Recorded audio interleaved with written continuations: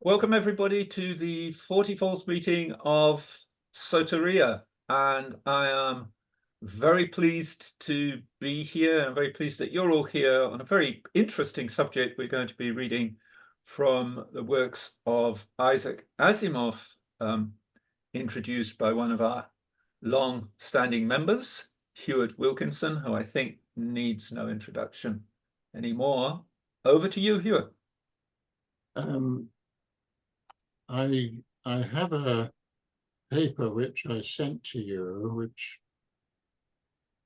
kind of maps in a rather roundabout way the complexity of Asimov's three strands. He has a strand which is derived from the famous Foundation novels. He has a strand which is derived from the robot novels, and then he has a strand which is derived from the Galactic Empire novels. And in his latter years, from about 1984 onwards, he wove these three strands together in a most extraordinary way, almost on a Wagnerian scale, if one thinks of the complexity of the Wagner's ring and the innumerable cross connections which one can make if one explores it. That is the kind of thing that he never intended originally when he began his various strands, but they came to have the possibility of interrelation and connection, and those interrelations and connections draw out various themes which I think are very apt today, which is why I referred to slightly mischievously to AI in my title, because theoretically and scientifically, Asimov thinks as a logical physicist, scientist, astronomer, and so on.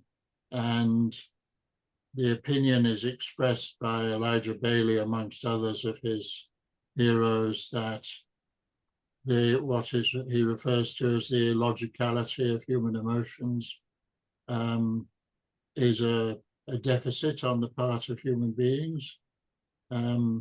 But at the same time, the whole enterprise of his novel writing opens up organic cross connections of a very profound character, which involve the thematic connections between civilizations driven by robotics and civilizations which have repudiated robotics or ostensibly repudiated robotics. And at the same time, the culminating works, Foundation's Edge, Foundation and Earth, and the three prequels of the Foundation series that deal with Harry Seldon, and then the robot sequence, which overlaps with them, but which the third of the major robot novels is The Robots of Dawn, which I think is the pivotal novel for this transformation of what he's up to. And I couldn't possibly try and say it now, but if someone wants to investigate and explore it, there are many links and cross connections that I make, including Asimov's amazing hidden being influenced by Alice Through the Looking Glass, and in Alice Through the Looking Glass by Wordsworth's Resolution and Independence, the poem that Lewis Carroll parodies in the encounter between Alice and the White Knight. And all that lurks in particularly in the text of The Robots of Dawn. And I draw quite far-reaching conclusions from it in exploring what Asimov is up to. So if anyone wants that, I sent it to Michael and to Stead, and you can get it from them, or you could get it directly from me. So I'm going to use The Robots of Dawn as a pivotal moment in the sequence, and also a very powerful illustration of Asimov's very clear, terse, psychologically plausible, and quite formidable way of writing. And in The Robots of Dawn, there's a key confrontation, not the final key confrontation, but nevertheless, in terms of the organization of the story, the most explicit and key confrontation, which happens when Elijah Bailey gives evidence of his researches over 3 days into the roboticide of the second humaniform robot, the first being Daniel Oliver, and who becomes Elijah Bailey's friend, and vice versa. And there's also a fundamentally important person who gradually emerges in the course of the novel, Giscard Reventlov, who is a second robot, but equally pivotal and is, in my views, surreptitiously identified with the White Knight in Lewis Carroll. So this moment is when the evolution of the Galactic Empire takes a crucial turn, and it's decided in this meeting. So if you don't know it, I couldn't possibly map in all the details of it without taking about half an hour. If you do know it, it'll be very familiar to you.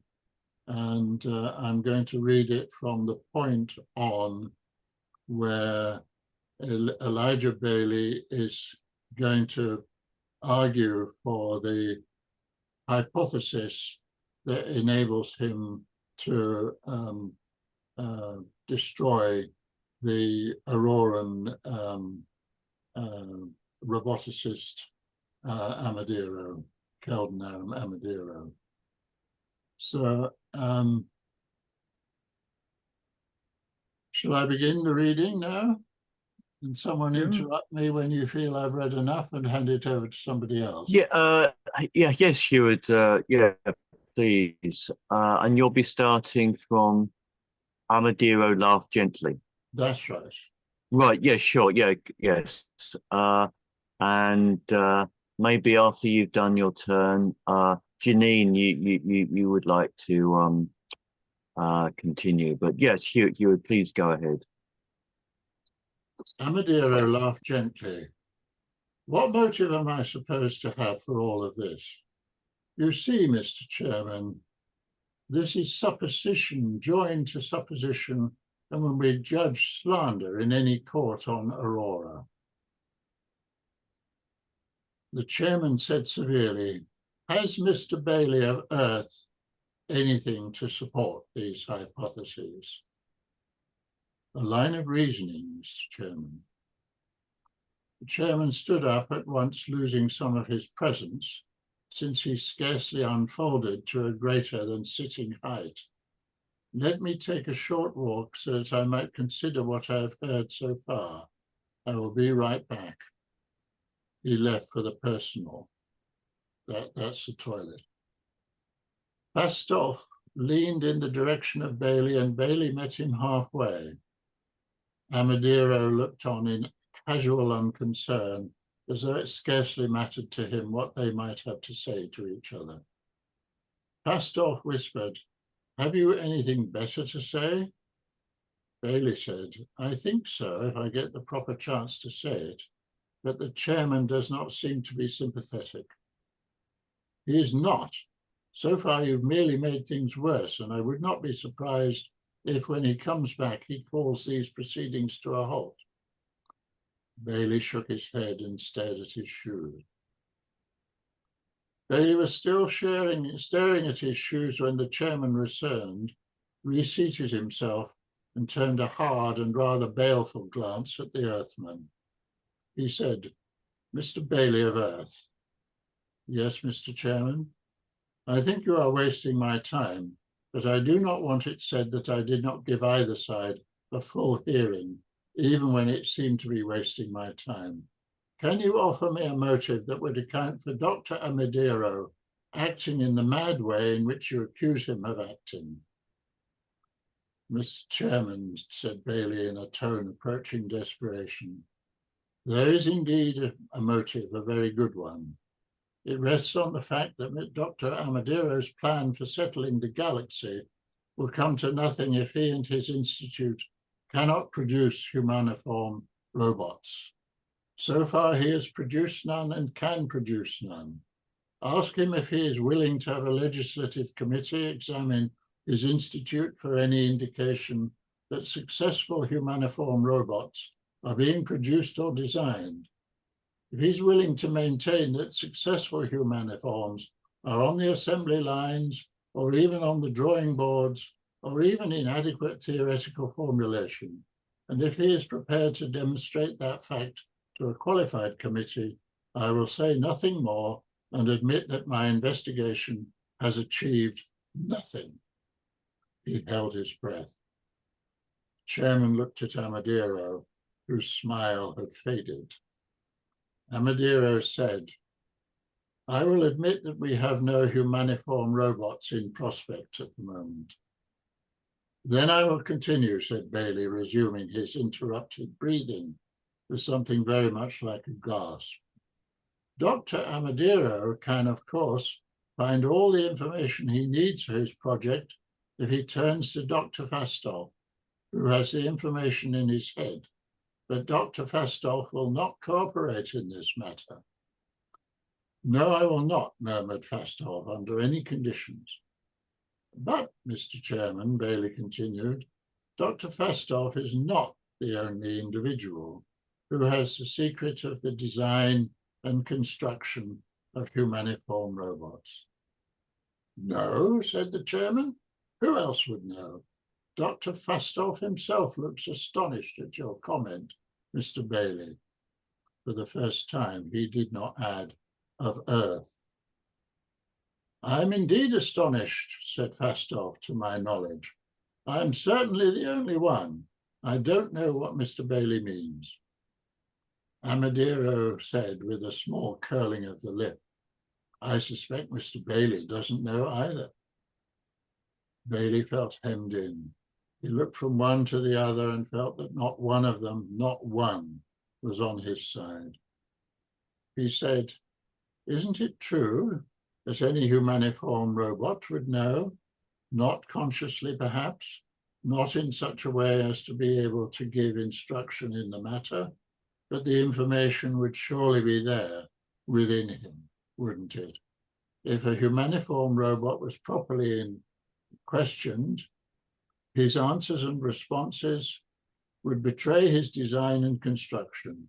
Eventually, given enough time and given questions properly framed, the humaniform robot would yield information that would make it possible to plan the design of other humaniform robots.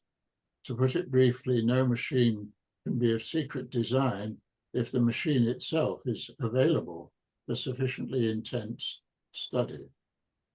Fastov seemed struck. "I see what you mean, Mr. Bailey. You are right. I had never thought of that." "With respect, Dr. Fastov," said Bailey, I must tell you that, like all Aurorans, you have a peculiarly individualistic pride. You're entirely too satisfied with being the best roboticist, the only roboticist who can construct humaniforms, so you blind yourself to the obvious. The chairman relaxed into a smile. He has you there, Dr. Fastov. I have wondered why you were so eager to maintain that you were the only one with the know-how to destroy Janda, when that so weakened your political case. I see clearly now that you would rather have your political case go down than your uniqueness. Fastov chafed visibly. As for Amadero, he frowned and said, has this anything to do with the problem under discussion? Yes, it does, said Bailey, his confidence rising. You cannot force any information from Dr. Fastov directly. Your robots cannot be ordered to do him harm, to torture him into revealing his secrets, for instance. You cannot harm him directly yourself against the protection of Dr. Fastov by his staff. However, you can isolate a robot, have it taken by other robots when the human being present is too ill to take the necessary action to prevent you. All the events of yesterday afternoon were part of a quickly improvised plan to get your hands on Daniil. You saw your opportunity as soon as I insisted on seeing you at the Institute. If I had not sent my robots away, if I had not been just well enough to insist that I was well and to send your robots in the wrong direction, you would have had him. And eventually you would have worked out the secret of humaniform robots by some long-sustained analysis of Daniil's behavior and responses. Amadero said, Mr. Chairman, I protest I've never heard slander so viciously expressed. This is all based on the fancies of an ill man. We don't know and perhaps can't ever know whether the airfoil was really damaged, and if it was, by whom, whether robots really pursued the airfoil and really spoke to Mr. Bailey or not. He's merely piling inference on inference, all based on dubious testimony concerning events of which he's the only witness, and that at a time when he was half mad with fear and may have been hallucinating. None of this can stand up for one moment in a courtroom. This is not a courtroom, Dr. Amadero, said the chairman, and it is my duty to listen to everything that may be germane to a question under dispute. This is not germane, Mr. Chairman, it is a cobweb. Yet it hangs together somehow. I do not seem to catch Mr. Bailey in a clear-cut illogicality. If one admits what he claims to have experienced, then his conclusions make a kind of sense. Do you deny all this, Dr. Amadero? The airfoil damage, the pursuit, the intention to appropriate the humaniform robot? I do, absolutely. None of it is true, said Amadero. It had been a noticeable while since he had smiled. The Earthman can produce a recording of our entire conversation, and no doubt he will point out that I was delaying him by speaking at length, by inviting him to tour the Institute, by inviting him to have dinner. But all that can equally well be interpreted as my stretching a point to be courteous and hospitable. I was misled by a certain sympathy I have for Earthmen, perhaps, and that's all there is to that.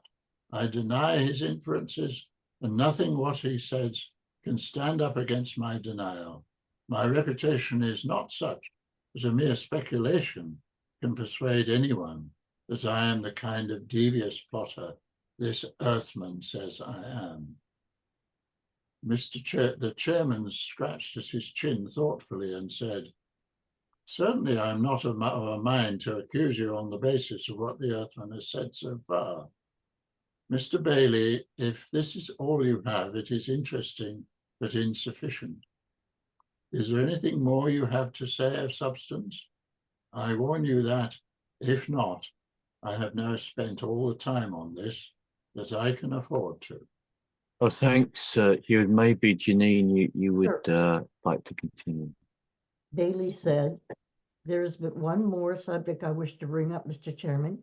You have perhaps heard of Gladia Del Mar or Gladia Solaria. She calls herself simply Gladia." "Yes, Mr. Bailey," said the chairman with a testy edge to his voice. "I have heard of her. I have seen the hyperwave show in which you and she play such remarkable parts. She was associated with the robot Jander for many months. In fact, toward the end, he was her husband." The chairman's unfavorable stare at Bailey became a hard glare. "Her what?" "Husband, Mr. Chairman." Fastolf, excuse me, who half rose, sat down again, looking perturbed. The chairman said harshly, "That is Probably illegal. I don't. Illegal, it isn't looks illegal. Worse, it's ridiculous. A robot could not impregnate her. There could be no children. The status of a husband or of a wife is never granted without some statement as to willingness to have a child if permitted. Even Earthmen, I would think, would know that." Bailey said, "I'm aware of this, Mr. Chairman. So I am certain was Gladia. She did not use the word husband in its legal sense." Bailey said, But in an "But an emotional one. She considered Jander the equivalent of a husband. She felt toward him as though he were a husband." The chairman turned to Falstaff. "Did you know of this, Dr. Falstaff? He was a robot on your staff." Falstaff, clearly embarrassed, said, "I knew she was fond of him. I suspected she made use of him sexually. I knew nothing of this illegal charade, however, until Mr. Bailey told me of it." Bailey said, "She was a Solarian. Her concept of husband was not Auroran." "Obviously not," said the chairman. "But she did have enough of a sense of reality to keep it to herself, Mr. Chairman. She never told of this charade, as Dr. Falstaff calls it, to any Auroran. She told me the day before yesterday because she wanted to urge me on in this investigation of something that meant so much to her. Yet even so, I imagine she would not have used the word if she had not known I was an Earthman and would understand it in her sense and not in an Auroran's." "Very well," said the chairman. "I will grant her a bare minimum of good sense for a Solarian. Is that the one more subject you wanted to bring up?" "Yes, Mr. Chairman." "In that case, it's totally irrelevant and can play no part in our deliberations. Mr. Chairman, there is one question I must still ask. One question, a dozen words, sir, and then I will be through." He said it as earnestly as he could, for everything depended on this. The chairman hesitated. "Agreed. One last question." "Yes, Mr. Chairman." Bailey would have liked to have barked out the words, but he refrained. Nor did he raise his voice, nor did he even point his finger. Everything depended on this. Everything had led up to this, and yet he remembered Falstaff's warning and said it almost casually. "How is it that Dr. Amadiro knew that Jander was Gladia's husband?" "What?" The chairman's white and bushy eyebrows raised themselves in surprise. "Who said he knew anything of this?" Asked a direct question, Bailey could continue. "Ask him, Mr. Chairman." And he merely nodded in the direction of Amadiro, who had risen from his seat and was staring at Bailey in obvious horror. Bailey said again very softly, reluctant to draw attention away from Amadiro, "Ask him, Mr. Chairman. He seems upset." The chairman said, "What is this, Dr. Amadiro? Did you know anything about the robot and supposed husband of this Solarian woman?" Amadiro stuttered, then pressed his lips together for a moment and tried again. The paleness which had struck him had vanished and was replaced by a dull flush. He said, "I am caught by surprise at this meaningless accusation, Mr. Chairman. I do not know what it is all about." "May I explain, Mr. Chairman, very briefly?" said Bailey. Would he be cut off? "You had better," said the chairman grimly. "If you have any explanation, I would certainly like to hear it." "Mr. Chairman," said Bailey, "I had a conversation with Dr. Amadiro yesterday afternoon." Because it was his intention to keep me until the storm broke, he spoke more lengthily than he intended, and apparently more carelessly. In referring to Gladia, he casually referred to the robot janitor as her husband. I am curious as how he knew that fact. Is this true, Dr. Armadillo? Asked the chairman.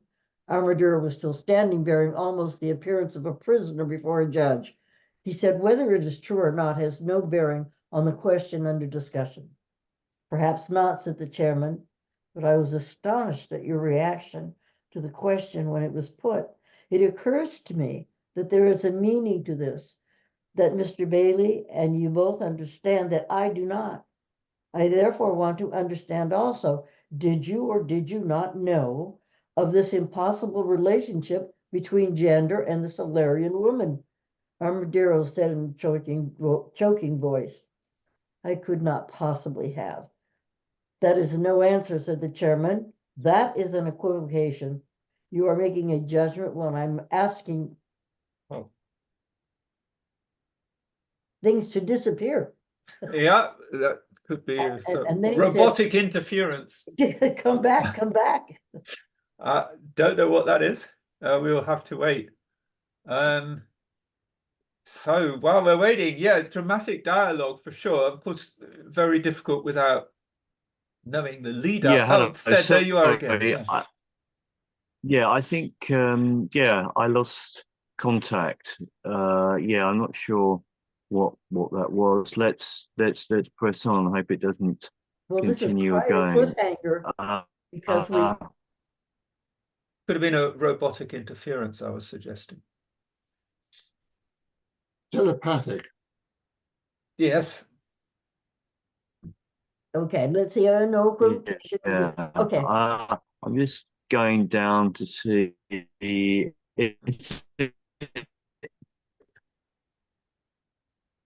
There's no answer, said the chairman. That is no, okay, right. Yeah, there's no answer, said the chairman. That is. Hello, yeah, Janine, can you? You're kind of jumping up and down, but look, let's see here. You had it, Stead, you've moved it. Yeah. Yeah, right. Sorry. I can see the text perfectly. Janine, can you not see the text? Yes, yeah, but you keep moving it right there. There we go. Stop there. That is no answer. I'm not moving it, and it's static for me. So there's obviously something awry here. Yeah. Yeah, you're making a judgment while I'm asking you to hand me a memory. Did you or did you not make the statement imputed to you? Before he answers, said Bailey, feeling more certain of his ground now that the chairman was governed by moral outrage, it is only fair to Dr. Armadillo for me to remind him that Giscard, a robot who was also present at the meeting, can, if asked to do so, repeat the entire conversation word for word using the voice and intonation of both parties. In short, the conversation is recorded. Armadillo burst into a kind of rage. Mr. Chairman, the robot Giscard was designed, constructed, and programmed by Dr. Falstaff, who announces himself to be the best roboticist to exist and who is bitterly opposed to me. Can we trust a recording produced by such a robot? Barley said, perhaps you ought to hear the recording and come to your own decision, Mr. Chairman. Perhaps I ought, said the chairman. I am not here, Dr. Armadillo, to have my decisions made for me. But let us put aside that for a moment. Regardless of what the recording says, Dr. Armadillo, do you wish to state for the record that you did not know that the Solarian woman considered her robot to be her husband, and that you never referred to him as her husband? Please remember, as you both being legislators should, that although no robot is present, this entire conversation is being recorded in my own device. He tapped a small bulge in his breast pocket. Flatly then, Dr. Armadillo, yes or no? Armadillo said with an edge of desperation in his voice, Mr. Chairman, I honestly cannot remember what I said in the casual conversation. If I did mention the word, and I don't admit I did, it may have been the result of some other casual conversation in which someone mentioned the fact that Gladia acted as love-struck toward her robot as though he were her husband. The chairman said, and with whom did you have this other casual conversation? Who made this statement to you? At the moment, I cannot say.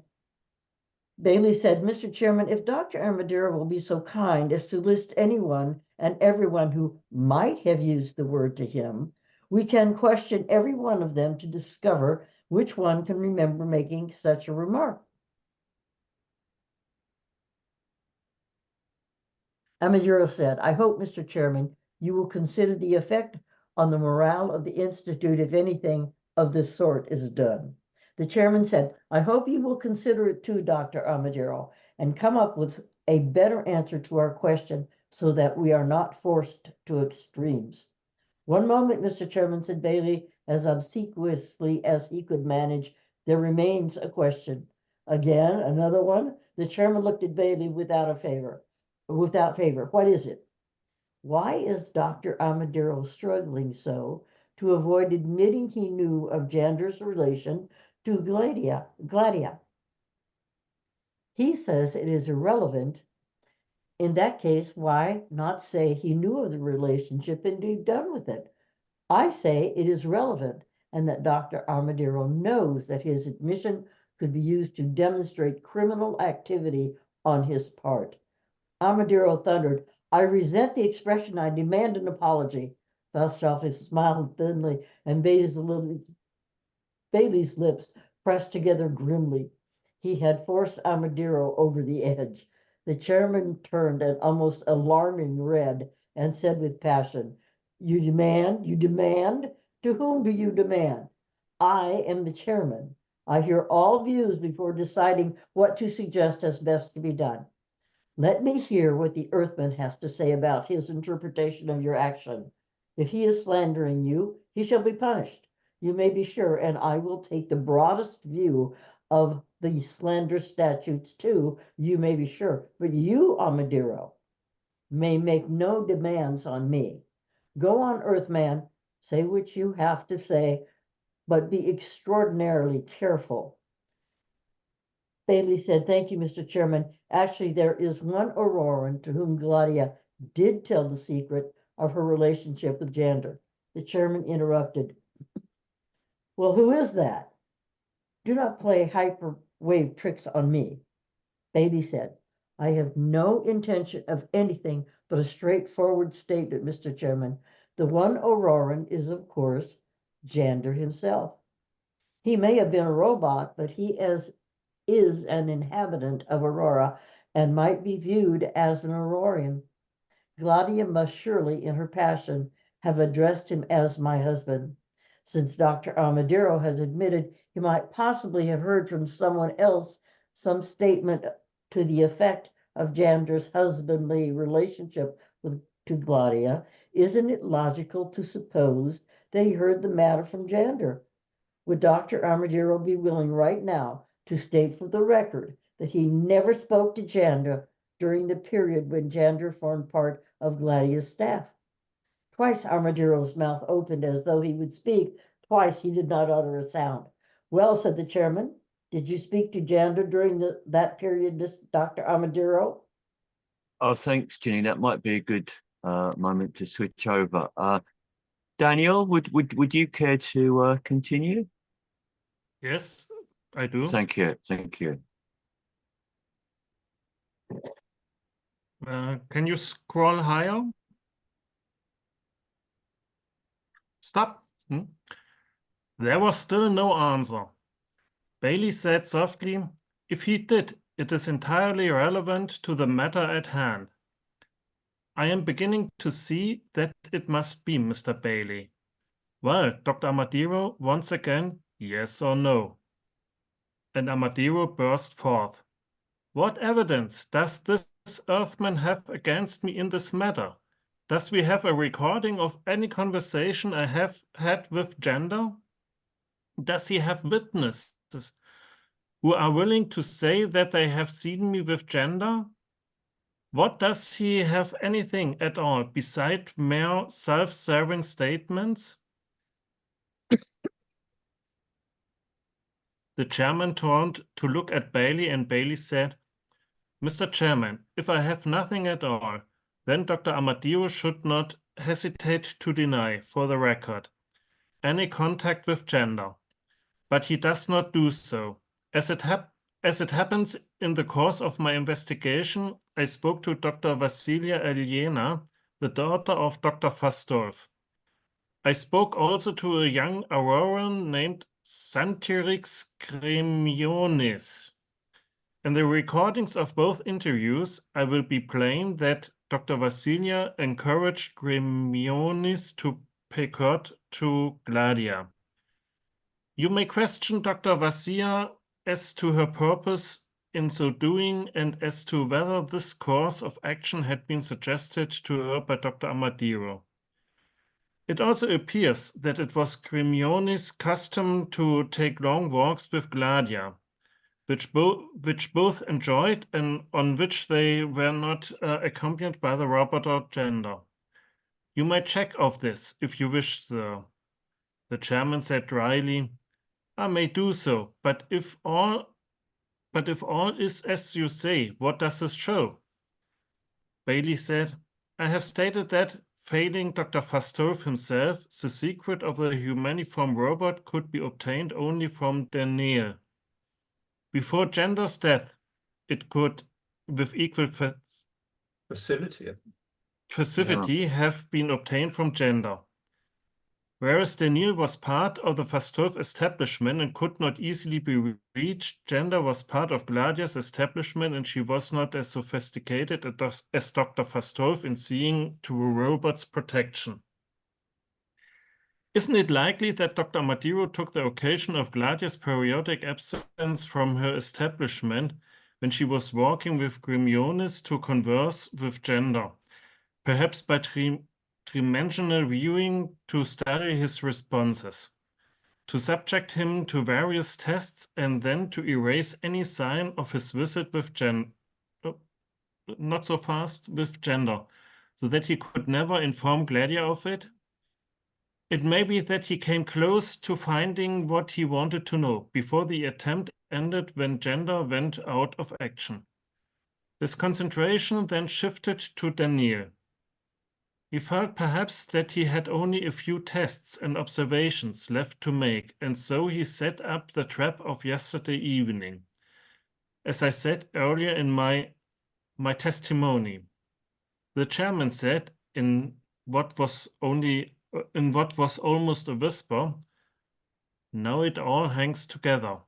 I'm almost forced to believe.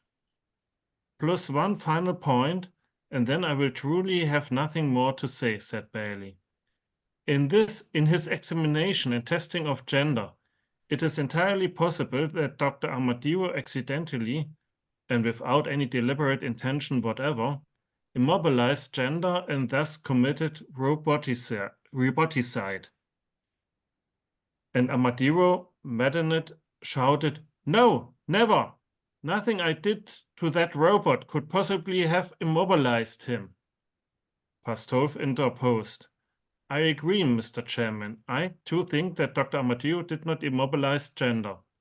However, Mr. Chairman, Dr. Amadeo's statement just now would seem an implicit admission that he was working with gender, and that Mr. Bailey's analysis of the situation is essentially accurate. The chairman nodded. I am forced to agree with you, Dr. Fastorf. Dr. Amadeo, you may insist on a formal denial of all this, and that may force me into a full-fledged investigation, which could do you a great deal of damage, however it turned out. And I rather suspect in this stage, it is likely to turn out to your great disadvantage. My suggestion is that you do not force this, and that you do not cripple your own position in the legislature, and legislature. Yeah. legislature, Legislature got a bit and confused there. perhaps cripple Aurora's ability to continue along a smooth political course. As I see it, before the matter of gender's immobilization came up, Dr. Fastolf had a majority of the legislators, not a large majority, admittedly, on his side in the matter of galactic settlement. You would have swung enough legislators to your side by pushing the matter of Dr. Fastolf's supposed responsibility for gender's immobilization, and thus have gained the majority. But now Dr. Fastolf, if he wishes, can turn the tables by accusing you of the immobilization, and moreover, of having tried to hang a false accusation upon your opponent as well, and you would lose. If you do not interfere, then it may be that you, Dr. Amadiro, and you, Dr. Fastolf, actuated by stubbornness or even vindictiveness, will both marshal your forces and accuse each other of all sorts of things. Our political forces and public opinion, too, will be hopelessly divided, even fragmented to our infinite harm.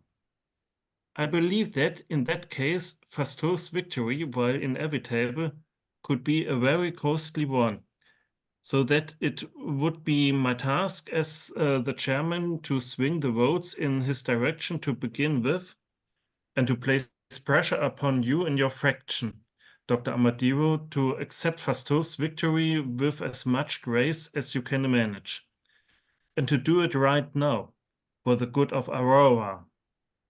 Fastolf said, I'm not interested in a crushing victory, Mr. Chairman. I propose again a compromise whereby Aurora, the other spacer worlds, and Earth too, all have the freedom of settlement in the galaxy. In return, I will be glad to join the Robotics Institute, put my knowledge in humaniform robots at its disposal, and thus facilitate Dr. Amadiro's plan in return for a solemn agreement to abandon all thoughts of retaliation against Earth and any time in the future to put this into treaty form, with ourselves and Earth as signatories. Oh, thanks, Daniel. That might be a good spot to pause. AJ, are you feeling up to continuing? I know it's early in the morning. I mean, if not, I'm sure Michael can. AJ? Sorry, I was trying to respond, but I was muted. Oh, I'd like to make a quick comment for the benefit of people who have not read this. please.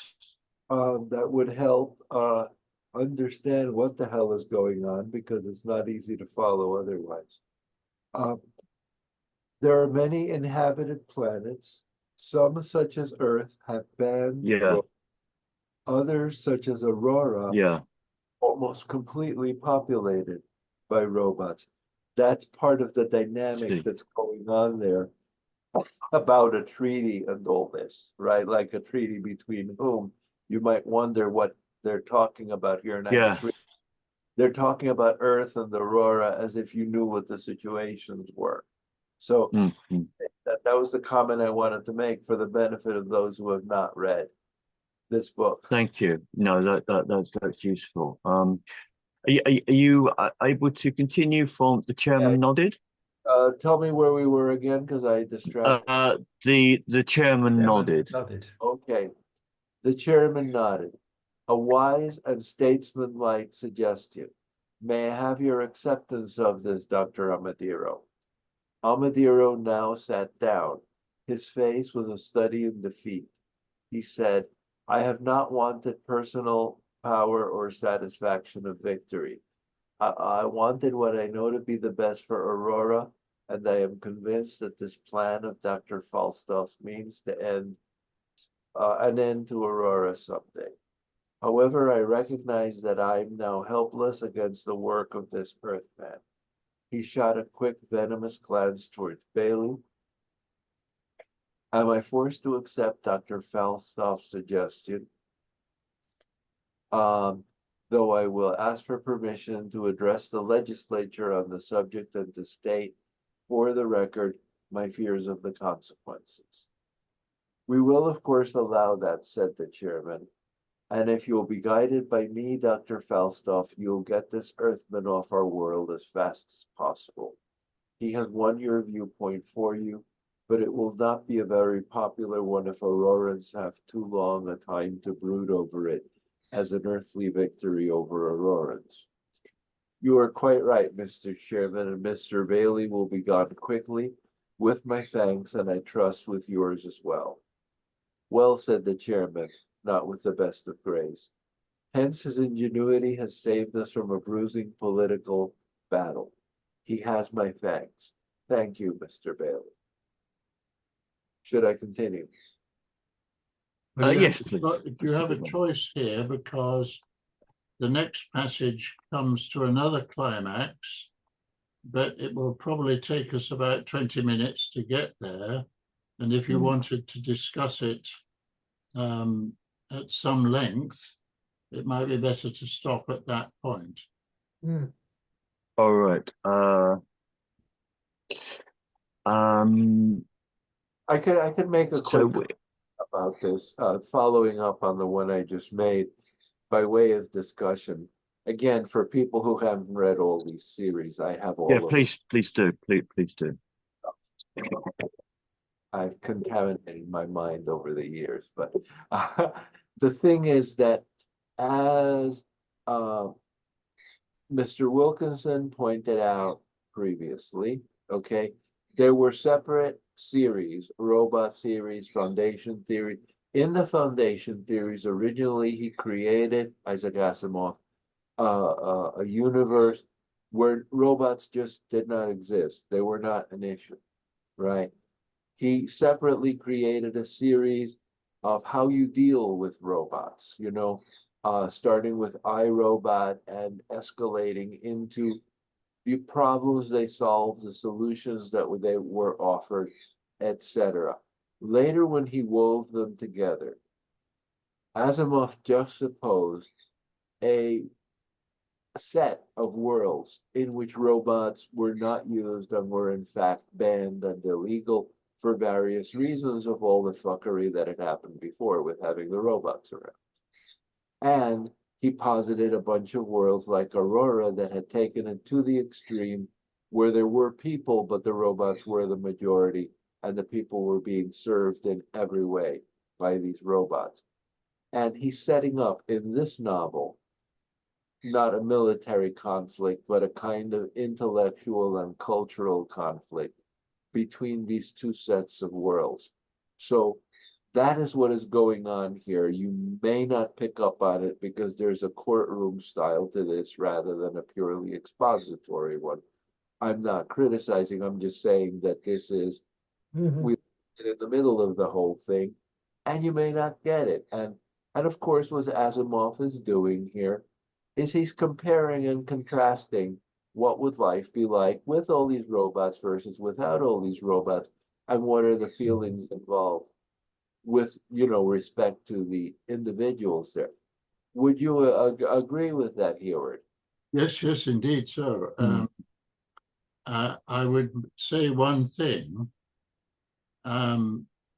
Aurora is a less extreme illustration of a world dominated by robots than is the most extreme of the spacer worlds, Soteria. And Right. Soteria at this point is getting ready to hide itself from the rest of the galaxy and to make it appear as if it has been deserted by its inhabitants. And that happens in the following novel, Robots and Empire. And as a consequence of that, Soteria, which has a monumental phobia about human attachments and interactions, moves to the process of creating a hermaphroditic way of being, in which adult humans never meet one another and are entirely, their whole existence is regulated by thousands and thousands of robots which manage their estates, and each estate is managed by one human and about 10,000 robots, and the humans only communicate with one another by way of this kind of communication, tridimensional video, and consequently, it's his most extraordinary achievement.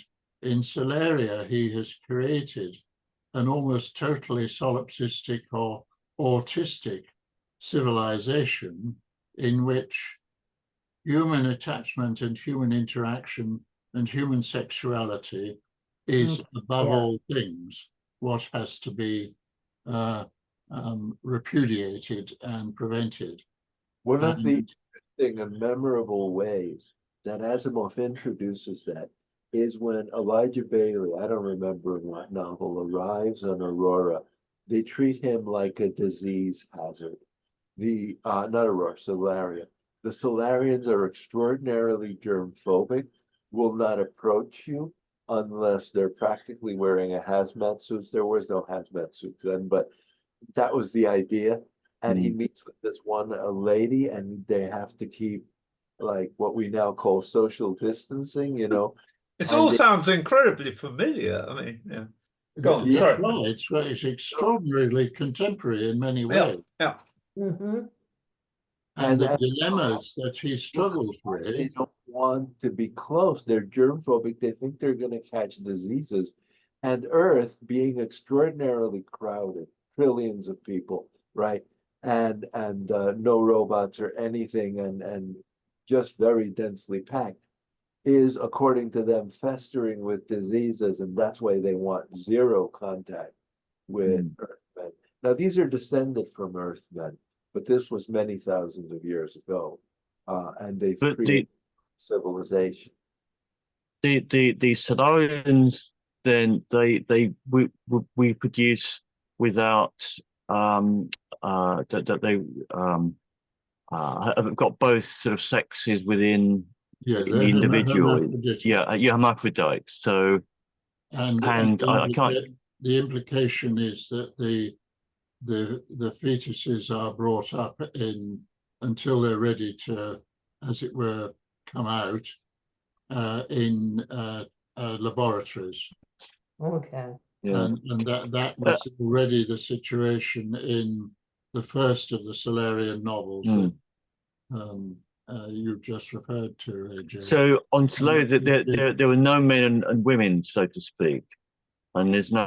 Well, there were in The Naked Sun, which is the first Solarian novel. There are 3 Solarian novels. The Naked Sun is when the Solarian civilization is beginning to develop in its unique form.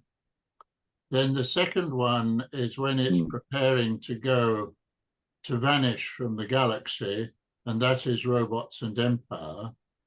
And the third one is what it becomes when it has had about 10 or 12,000 years of evolution autonomously.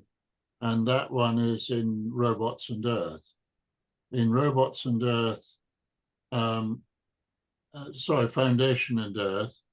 In Foundation and Earth, all the other spacer worlds, including Aurora, have collapsed. And Treves and his companions arrive on Aurora, and they find that it's become a chaos in which it's dominated by predators like dogs and cats, which are now completely wild, and which hunt in packs in the case of the dogs, of course.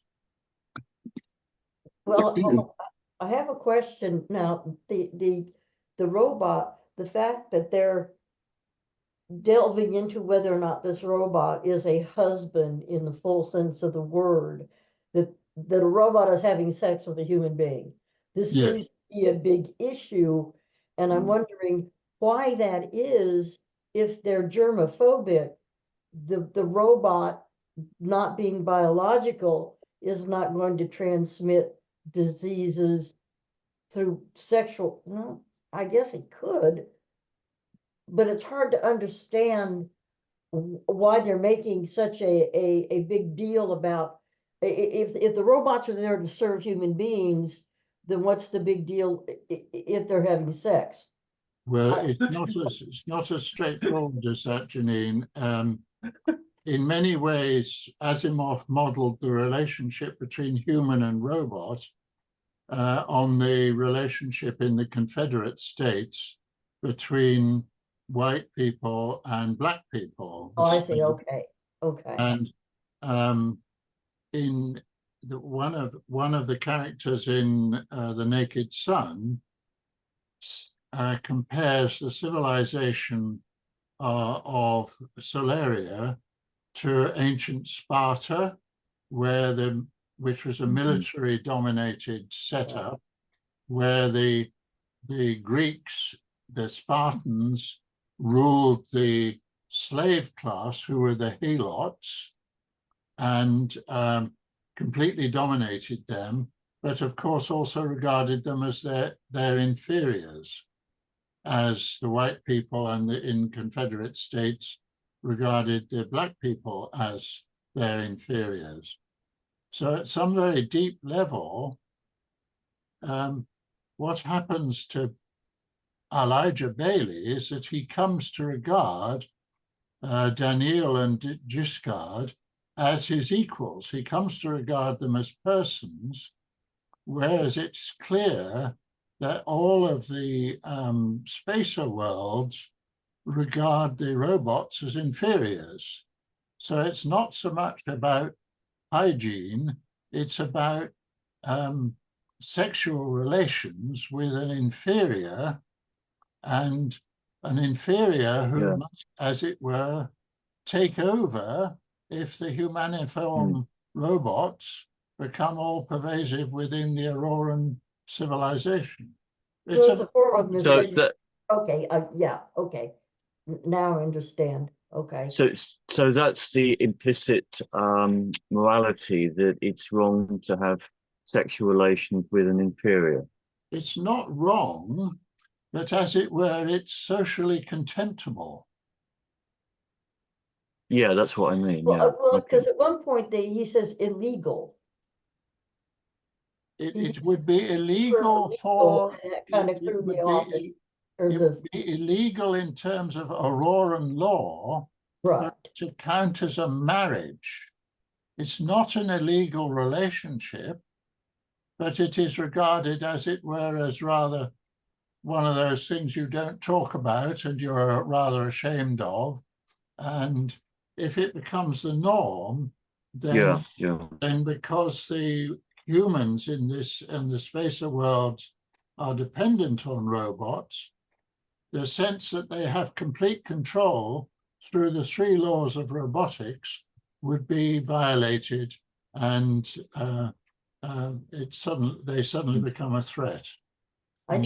It is the author's opinion that it's possible to create a mechanical intelligence that he would regard as having an autonomous sort of value equivalent to a human being, and that he thinks, that's what he portrays, and that's what my analysis of the whole complex is about in my paper. Because sorry, go on. Because in Robots and Empire, Giscard and Daniel, who being robots are completely accepting that they may have to die or cease to be for the sake of the humans that they protect, they actually develop a way of thinking which is more like our ethics, which is a fourth law of robotics, or rather the zeroth law, and which enables them to make judgments as to which civilization is more important and valuable and which is less. And the fourth law, or rather the zeroth law, is a robot cannot not serve the well-being of humanity, and it can't place the well-being of any particular human or robot ahead of that, because that's the primary concern. So the robots, as it were, acquire a value system which is like our personal our personal care for our species, on the basis of the zeroth law, and therefore they manage the human civilizations.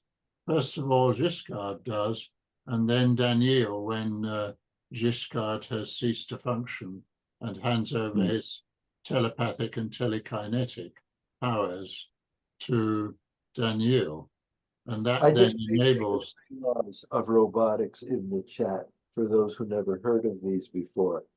These were trying to do to regulate AI, and over the first few robot stories he wrote, he talks about the sequential development of these laws. And these laws are not like human laws, they're built into the positronic brains of the robot. The robot cannot violate these laws by design. Not that they'll be punished, they would just be incapable of violating these laws. Yeah. That's the three laws of robotics. Does Asimov go into an explanation at the beginning when the robots are first invented or made to serve? Who has programmed them about those laws? Who has the 10 Commandments? Where do the robots, where do their commandments come from?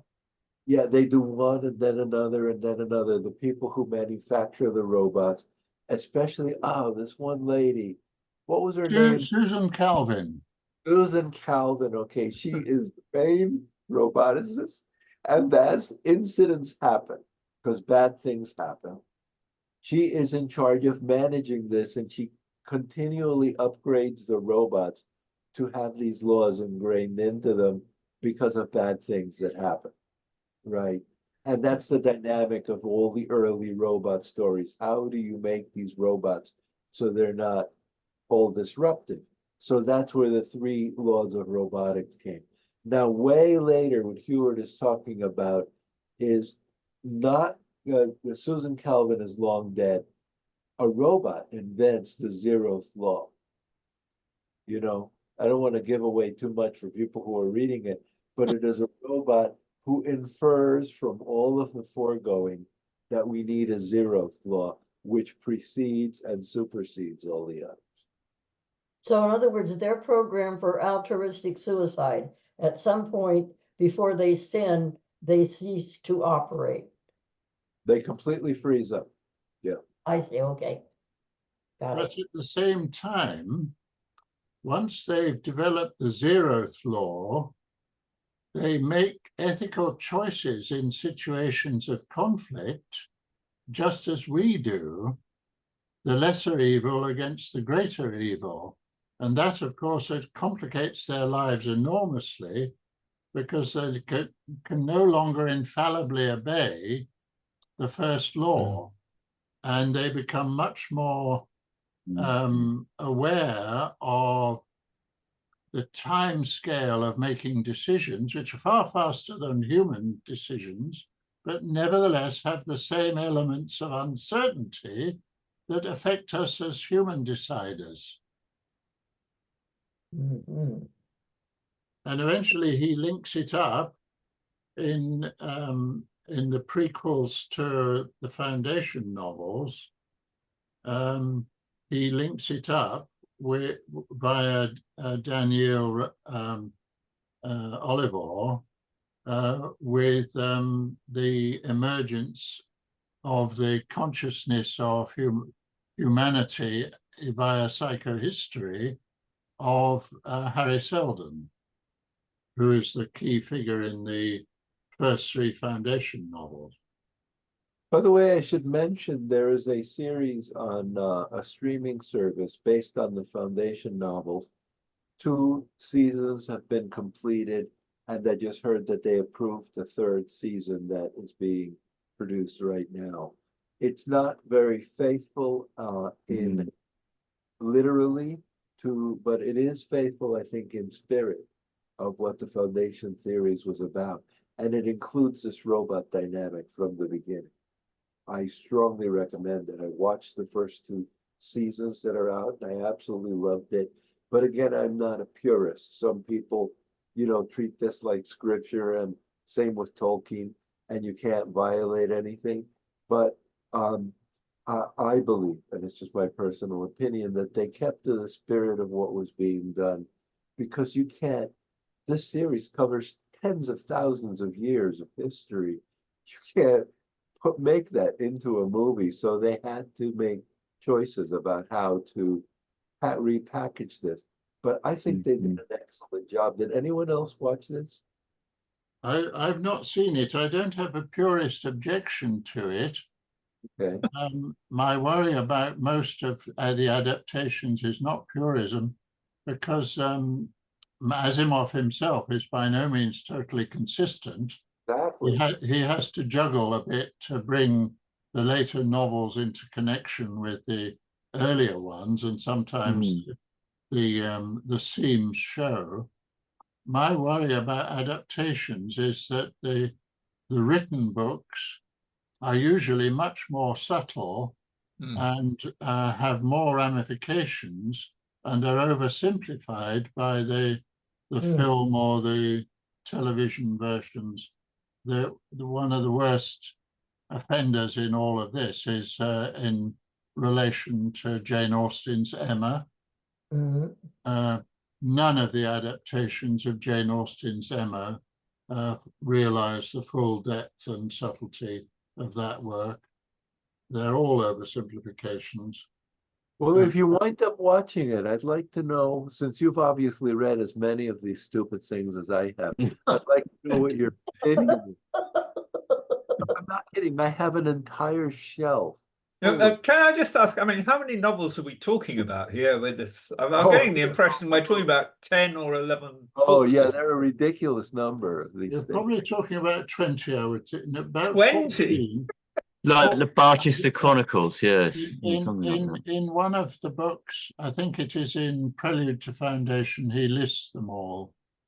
But the 3 Foundation novels that he wrote in the 40s and 50s, then there are 2 further Foundation novels, which he wrote 30 years later, Foundation's Edge and Foundation and Earth. Then there are a lot of short stories about robots, but the 3 novels are, there's The Naked Sun, which was the second one, The Robots of Dawn, which was the third one, the first one, which is set on Earth, where we first meet Daniel Oliver. I can't remember the name of at the moment.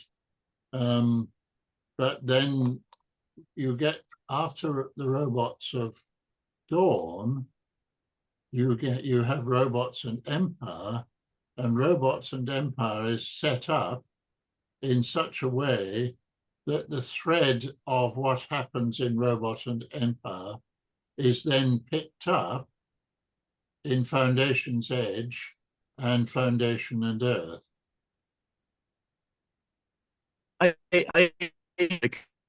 Could I ask you, as a scientist, given the rapidly increasing sort of horizon of AI, how do you think the basic concept that the author has of the robot, how do they stand up to the contemporary understanding? Do you think they seem dated, or do you think he was very perceptive in his vision of what's possible in the future. Were you asking? Yeah, yeah. I do. Now, again, I'm a scientist, but I'm not a computer guy, you know? So, from my understanding, I think he was very prescient. He anticipated a lot of the stuff we're dealing with right now, at least in principle. But instead of having anybody anticipate problems, like right now, we're in the process of anticipating problems. He had them experience the problems and say, oh shit, and then go back and fix it. Then another problem came up. Oh shit, and then go back. This was Susan Calvin's job, you know, and this kept on happening over the whole period of time. And no, again, I'm not an AI expert. I can't even operate a smartphone, okay? So I have an old flip phone, that's it, you know? But from what I see people are saying, I think he was very, very prescient. He couldn't have imagined the kind of computational power we have now. But he invented this concept that these robots had called a positronic brain, which he never explained. But that's just the way now they made this amazing computer that went into the robot, you know. And he did envision disembodied AI. He didn't envision AI that would just be on your computer. The AI was all in the robots. That was the one thing. Oh, I see. Okay. Well, one of the features of artificial intelligence that seems very evident now. I don't know how this relates to the series of books. Is that even on when it's applied to relatively limited areas of expertise and making decisions, such as in finance, the AI systems seem to be able to come up with solutions that work, but it's not understood how they work or what the rationale is, even relatively small ones. And that sense of a system that actually is doing stuff that we don't really understand, even on that level, that everything seems relatively clear cut and on these articulated to these quite comprehensible rules. And that doesn't seem to really square with the experience of it, which seems to be a kind of a thing which has its own trajectory, which we really kind of can't quite follow. And that's what's rather worrying about it. It can come up with answers and we have no idea where they come from. I think what's the problem is that the machinery, no matter how it's wired, there's a sense of amorality in the decision-making competencies of robots and AI. And that leads me to my next question. That is, how does he handle empathy? Because it's one thing to know about something, and it's one thing to understand how things operate, which I think is the difficulty for people like of my age, and like AJ says, the smartphones. What's so smart about them? They're just complicated machines. Whereas what we see in younger people is an emotional attachment to these machines that to us is incomprehensible. To have a relationship with or through a machine, and we see this even in online dating. It's like people get married, they've never even met each other, and they meet online, and the next thing you know, they're running off to Ghana and getting married or wherever. And I think this is the problem, and I'm not sure. And Heywood, maybe you could explain this. How does Asimov deal with robots and empathy, or does he? Well, he certainly does. He envisages robots as having a part to play in the whole evolution of civilization, because he joins up the organization of civilization through the invention of psychohistory by Harry Seldon. He joins that up with the telepathic robot civilization that comes about as a result of the fact that this is the missing piece in the Robots of Dawn, that what Bailey works out is that Giscard, when he has been first designed through Dr. Fastolf's daughter, Vasilia, she converts him without realizing it into a telepathic robot. And that then becomes part of the total process that goes on, because he collapses under the strain that brings about, but he hands all his powers across to Daniel, who then becomes the, as it were, the godlike manager of civilization as it evolves thereafter. And Daniel reappears at the very end of Foundation and Earth. Okay. Michael, what did you think from a literary point of view of the text we've read? How did it strike you, given the from fact a literary that, point of view, it was a bit of a bleeding fragment, wasn't it? It was a bleeding fragment. It reminded me of dialogues in C.P. Snow, strangely enough, not the subject matter, obviously, but these confrontations in a very polite, non-colloquial way. In fact, the English is in the old-fashioned English is in very stark contrast to the modernity of the theme, I thought. You know, I should say instead of I would say, for example, which is quite old-fashioned.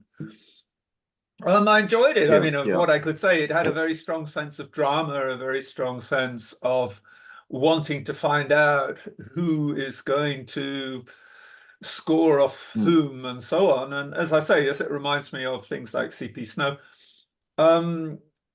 I have read his short stories and they are very enjoyable. The slightly negative point is I can remember absolutely nothing about them. If you asked me to describe an Asimov short story, I could tell you nothing. I mean, nothing. And I did read about 8 or 9 of them, and I find that slightly disturbing because a number of writers who I later do judge as being not of great value are precisely writers about whom I remember nothing. And usually if a writer has some value, even if I can't remember very much, I do remember something. But that may be very, very unfair. I've got to be careful here because I certainly haven't read all these books, and I certainly found it enjoyable following that dialogue. I wanted to put in something about the artificial intelligence, turning the subject completely. Is there anything in Asimov about robots, about, if I could take then the analogy from the South and the Confederacy, of half castes, of half robots, half people? Because surely that is one of the major questions of artificial intelligence today, with the implanting of chips into people's brains. There's even a German bank that has been advertising the function of using a chip in your finger to open the door so you don't need a key anymore. And that's part of their mortgage deal, would you believe? Daniel, if it interests you, that's a Sparda bank. So this merging together of the human being and the robot, does that play a part in any of these books? I think I'd right in saying that Heward and Soteria are the two people. It's a major omission. It's a major omission. Okay. Yeah. I don't think he anticipated mobile phones and everything that goes with them. And that, of course, alters the whole framework in which AI operates. Yeah, and the implanted chip as well, obviously, where that goes. There's a massive process of the destruction of privacy going on at the present time. And I don't think Asimov properly imagines that, even though he's aware that, as it were, human beings on the spacer planets have robots breathing down their necks all the time. But it's not at the level of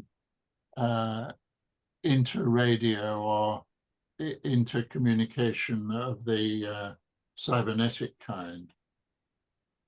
Well, one thing that was asked is whether the robots have empathy.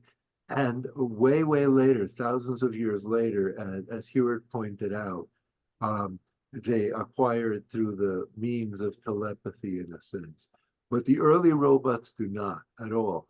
And they are completely amoral. And the whole point of the 3 laws of robotics is to kind of build in an ethical framework, not that they think about, but they would automatically implement.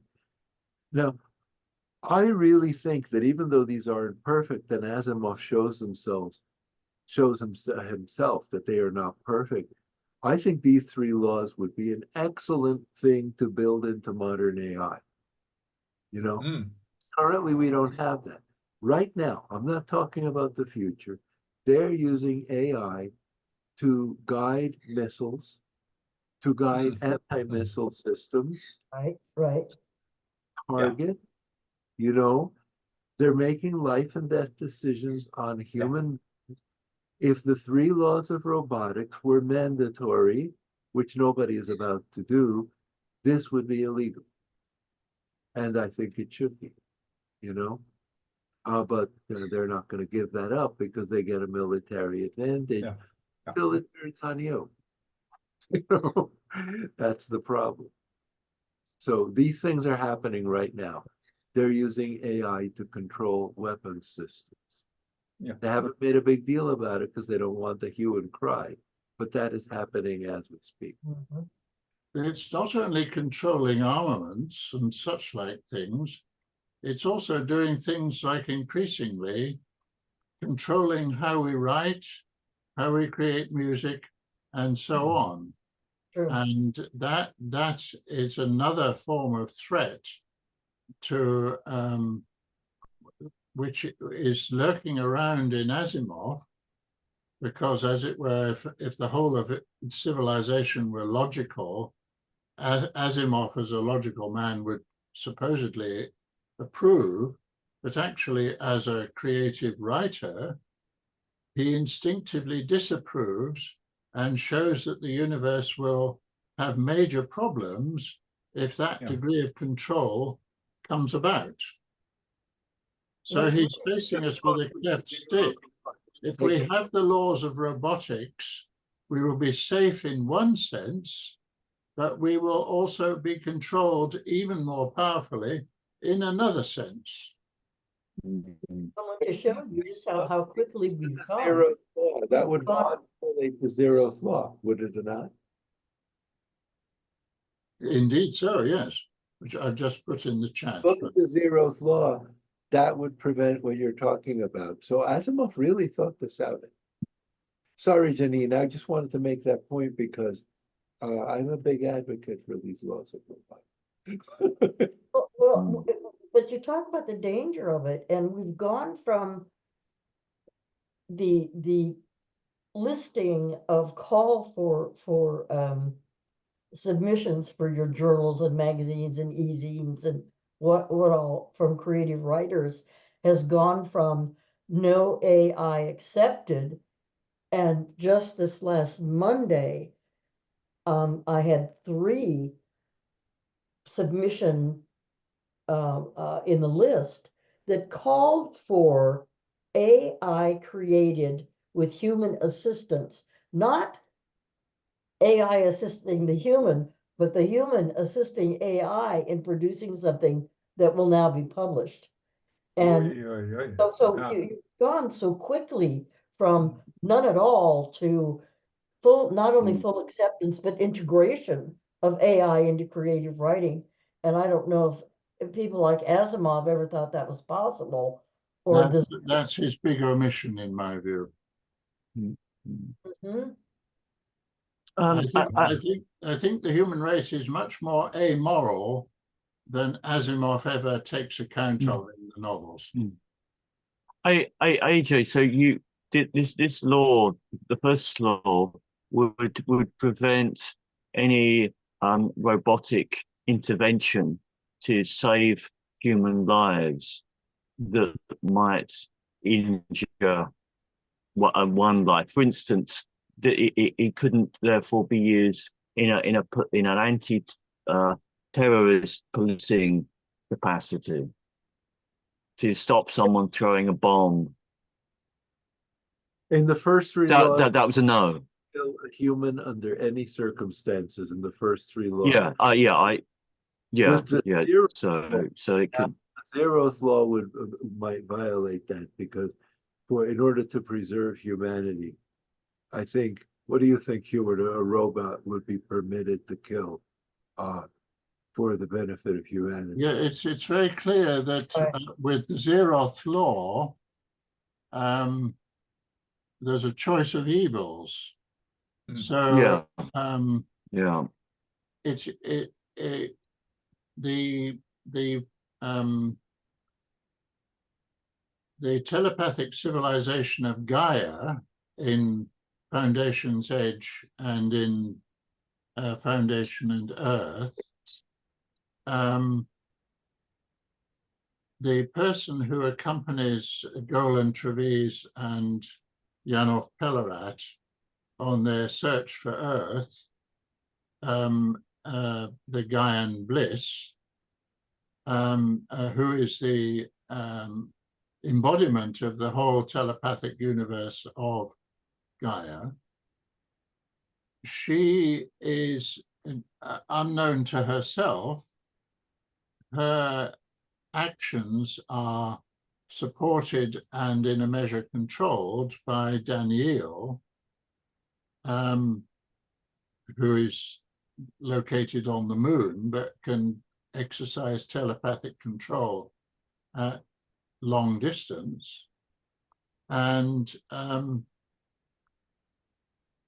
one of the things that happens is that on Soteria,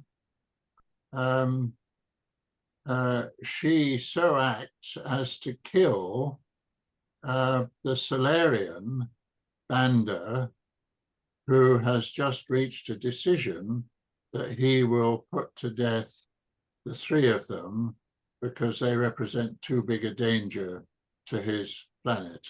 Oh. And she tries to maneuver that she can simply put Banda to sleep and he'll wake up later without a memory of what has happened, but she's not able to do it in the time that he allows her, and she kills him.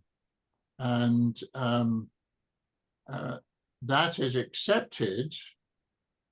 She doesn't like having done it, but at a very fundamental level, it is accepted as the lesser evil than the death of the three of them, and particularly of Golan Trevize, would have been, because they need Golan Trevize to make decisions which will allow the coming about of a widened Gaia, which will apply to the whole galaxy. There's always an impossible choice in an Asimov novel, which is very politely dealt with, as I think, Michael, you were saying, but nevertheless, it's there.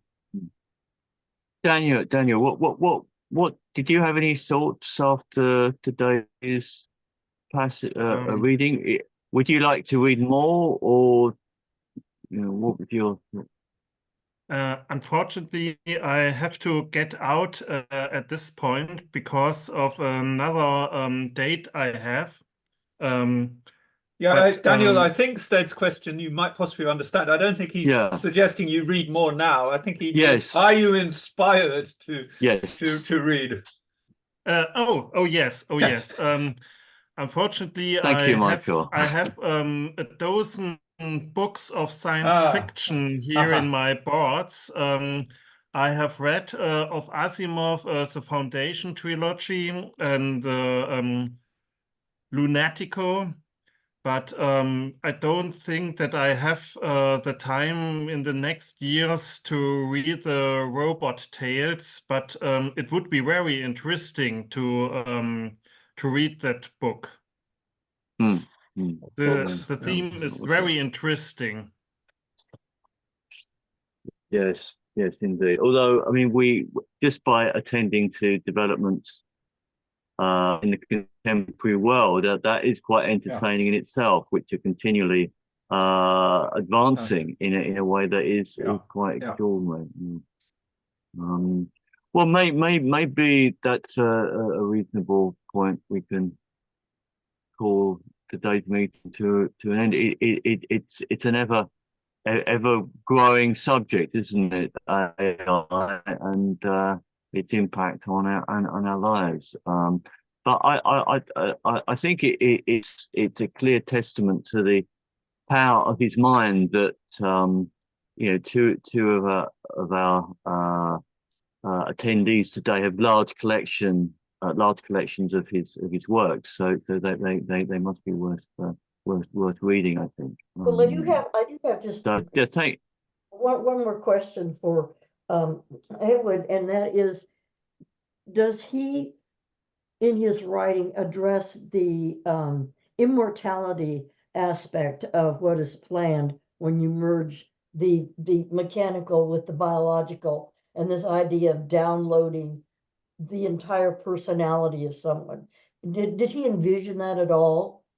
Yes, he faces that at the end of Foundation and Earth. Okay. And he was unable, according to his wife, of writing a further sequel at that point in the series. And so he went back to prequels to Selden's development of psychohistory, in which they are hiddenly managed by Daniel Oliver. So he actually gets stuck at that point because he's trying to envisage Daniel merging his whole being with the young Solarian Phalom, who they have rescued from Soteria after Banda is killed. And he got stuck at that point. I think there are things that he might have done if that would have enabled him to write about it. But he's contemplating that, and he can't see a way forward. Okay, that's my question. That's good. All right then. I think I think we'll close the meeting now, as AJ has to go. So yeah, thanks AJ everyone. said he would very like to receive. Will you send that to him instead, or I've sent it. you sent it already. I Oh, think. so efficient. Oh my goodness. Yeah. Okay. Yeah. Yeah, and I think the next meeting may well be Father Frank talking about Harry Potter. I don't know. That might well be the case. Another collection of books where you're going to take so much time in one's life if one wants to read. But okay, like you, Michael, I've not read a single word of that, so that would be interesting. But yeah. Right. All right then. Yeah, enjoy what's left of everyone's Sunday, and thanks again, Heward, for. Yes, thank you very much. Yes, thank you. Speaking about it and sharing your passion. If anyone wants my paper, Michael and Stead have it, and or you can email me. And AJ as well has it, so yeah. Okay. All right then. All the best. Yeah. Thanks so much. Bye, everyone. Bye. Bye. Until the next time.